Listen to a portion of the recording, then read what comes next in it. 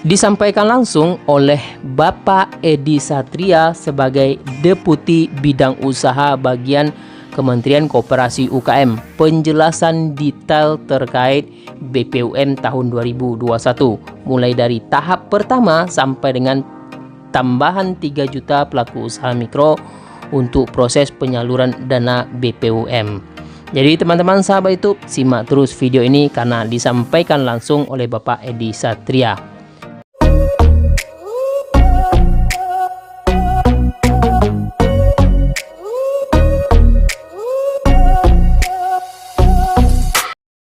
Assalamualaikum warahmatullahi wabarakatuh, teman-teman sahabat YouTube pelaku usaha mikro.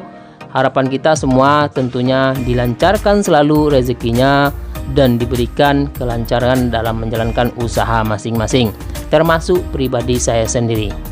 Teman-teman sahabat itu pelaku usaha mikro, sebelum saya lanjut ke pokok pembahasannya, berteman dulu dengan kami. Caranya itu klik tombol subscribe-nya dan nyalakan lonceng notifikasinya.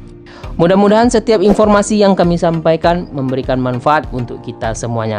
Oke teman-teman sahabat YouTube, kita langsung saja ke pembahasan terkait informasi penjelasan secara detail BPUM tahun 2021 yang disampaikan langsung oleh Bapak Edi Satria. Jadi teman-teman sahabat YouTube, simak video ini sampai habis agar paham terkait informasi yang kami sharing untuk teman-teman semuanya.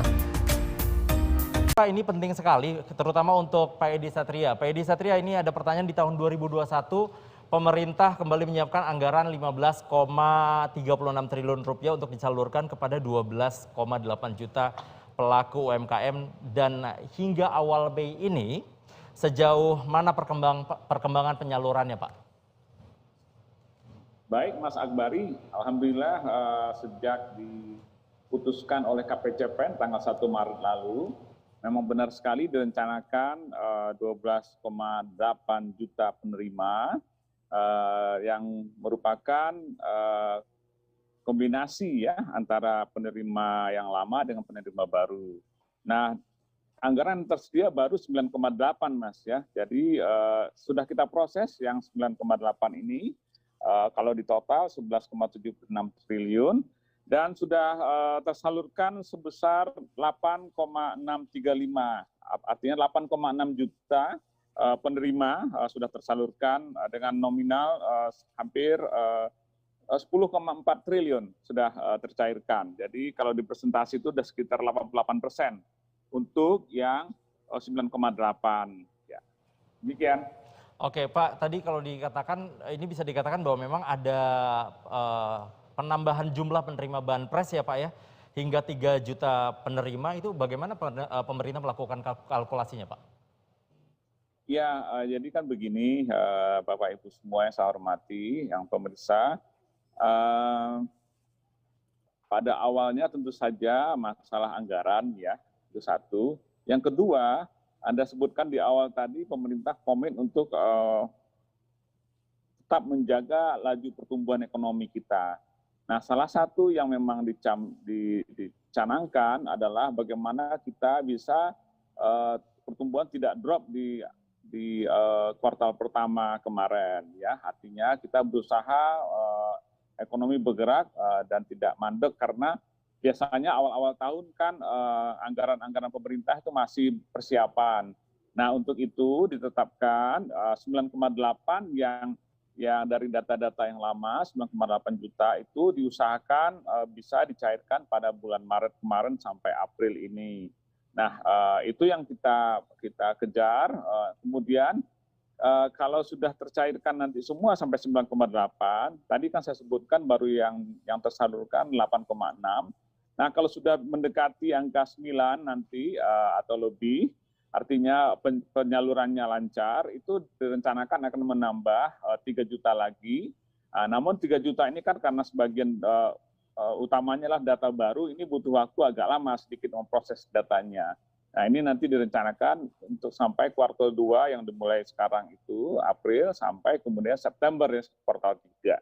Jadi begitu Pak, jadi memang ada rencana penambahan di luar alokasi yang sudah disetujui 11,76 untuk 9,8 juta.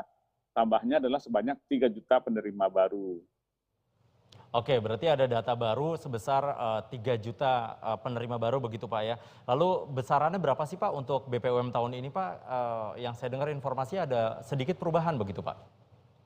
Ya bukan sedikit sih, karena memang rasanya dari rapat KPCPEN waktu itu keterbatasan anggaran, di mana kita anggaran sebagian besar direfocusing, diarahkan untuk kesehatan ya, vaksin terutama. Nah, jumlah penerimanya direncanakan tahun ini 12,8 juta, tapi nominalnya turun setengahnya dari 2,4 juta per penerima pelaku usaha tahun lalu, sekarang menjadi setengahnya 1,2 juta. Tapi mudah-mudahan ini masih bisa membantu pelaku usaha mikro yang memang masih membutuhkan, baik yang lama yang sudah kembali bergerak ekonominya, ataupun penerima baru yang belum menerima di tahun lalu. Begitu.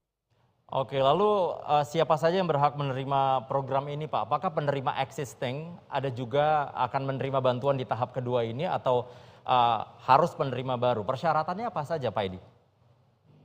Seperti saya sampaikan tadi, agar kita bisa cepat menggelontorkan ya bahasanya, menyalurkan uang ke masyarakat, itu diperbolehkan yang lama menerima lagi. Artinya ini kita juga berikan, mereka juga berhak, ditambah kemudian yang penerima baru, dan yang terakhir pertanyaannya apa tadi, saya lupa, maaf. Persyaratannya apa saja Pak jika ada penerima baru yang ingin menerima, atau mungkin di penerima lama atau penerima existing ini ingin menerima bantuan yang kedua ini, apakah ada pertambahan syarat begitu Pak untuk menerima bantuannya? Oh, oke. Tidak, justru ya maaf saya lupa tadi, karena dialog nggak semua tercatat ya. Justru kita permudah syarat-syaratnya, tapi kriterianya tetap dia harus pelaku usaha mikro yang tidak menerima KUR, tidak sedang menerima KUR, kredit usaha rakyat. Jadi misalnya ada saudara kita atau temannya adiknya Mas Akbar usaha cilok gitu atau bakso begitu ya.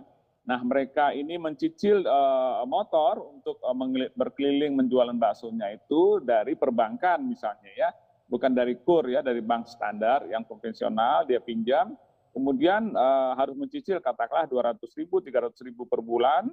Nah, ketika pandemi terjadi, baksonya kan berhenti itu, sehingga cicilan motornya sulit terbayar. Nah, ini mereka berhak sekarang. Kalau yang tahun lalu itu tidak berhak. Nah, ini kita perbaiki, kecuali yang menerima KUR, artinya adalah dari pemerintah ya, kredit pembiayaan dari pemerintah. Nah, ini jadi boleh, sekali lagi kriterianya hanya 2, yaitu pelaku usaha mikro yang bisa dibuktikan surat keterangan dari RT atau RW, atau dia sudah mendaftar di portalnya BKPM melalui OSS ya, yang itu gratis ya. Dan syaratnya yang kedua adalah tidak sedang menerima KUR. Begitu. Oke, kalau tahun lalu ada yang saya dengar ada persyaratan harus menjadi nasabah Bank Nasional begitu Pak. Kalau tahun ini apakah juga demikian Pak? Untuk mempermudah transfer begitu? Enggak, apa transfer? Untuk mempermudah pemberian bantuannya, kan nanti akan ditransfer ke bank tersebut begitu Pak? Oh enggak, tidak ada, banknya yang ditunjuk adalah, ya sebelum melengkapi saja, banknya sekarang itu penyalurnya adalah BRI, BNI, dan BPD, rencananya demikian. Kemungkinan kalau daerah-daerah terpencil nanti akan kita lanjutkan dengan PT POS, tapi ini kita belum PKS dengan PT POS. Begitu. Oke, selanjutnya Pak, kalau kita lihat banyak penduduk Indonesia atau warga yang harusnya menerima BPUM ini kesulitan untuk mengakses gitu ya program ini. Bagaimana akhirnya pelaku UMKM ini mengetahui bahwa dia menerima bantuan, Pak? Iya, pertama untuk akses, ada 2 hal di situ ya. Pertama untuk akses, mereka itu harus mendaftar, sekarang itu Pak, pengusulnya hanya dinas kabupaten dan atau kota yang membidangi koperasi UMKM. Dulu ada beberapa pengusul, lembaga pengusul ya, ada perbankan, ada koperasi, ada kementerian-kementerian. Nah ini untuk lebih memudahkan dan satu pintu serta untuk efisiensi dan juga keamanan ya. Nah, ini ditetapkan melalui dinas kabupaten kota. Nah, para calon penerima yang mau diusulkan itu mereka harus datang atau berkomunikasi dengan dinas itu dan melihat syarat-syaratnya di sana. Nah, kemudian kalau sudah melakukan proses usulan, sudah diajukan oleh kabupaten kota, disampaikan ke kami via dinas provinsi. Nah, nanti akan ada perbankan mengumumkan kepada orang-orang itu, akan diblast biasanya SMS atau akan dihubungi dengan cara-cara yang dipilih langsung oleh perbankan yang kami tunjuk tadi. Nah, itu mereka langsung bisa mengetahui. Biasanya ada link yang diinfokan oleh perbankan via SMS atau lewat WA, kalau HP-nya sudah ada WA. Biasanya juga ada lewat website begitu. Jadi nanti mereka akan mengecek langsung ke sana. Oke. Nah, teman-teman sahabat YouTube, telah dijelaskan bahwa tadi penjelasan secara detail terkait BPUM di tahun 2021, bahwa beliau menjelaskan sampai saat ini sudah tersalurkan 8,6 juta penerima BPUM di tahun 2020. Artinya sudah 88% tersalurkan dana bantuan BPUM ini. Kemudian sisanya bagaimana? Disalurkan sampai dengan bulan Mei ini 1,2 juta pelaku usaha mikro. Artinya nanti 9,8 juta sebagai target awal di tahap pertama tahun 2021 ini telah tersalurkan dana bantuan BPUM-nya. Nah, untuk 3 juta pelaku usaha mikro itu akan segera diberikan kepada teman-teman pelaku usaha mikro yang lolos verifikasi. Rentang waktu yang diberikan oleh Kementerian Koperasi UKM sampai selesai proses penyaluran yaitu sampai dengan di kuartal ketiga, yaitu di bulan September tahun 2021 nanti. Jadi proses penyalurannya terakhir nanti di bulan September tahun 2021 ini. Oke teman-teman sahabat YouTube, itu informasi yang bisa kami sampaikan, mudah-mudahan bermanfaat. Jangan lupa di-share informasi ini ke media sosial yang lainnya agar teman-teman sahabat YouTube mengetahui terkait info yang kami sharing kepada teman-teman semuanya. Terima kasih. Akhir kata saya ucapkan Assalamualaikum warahmatullahi wabarakatuh.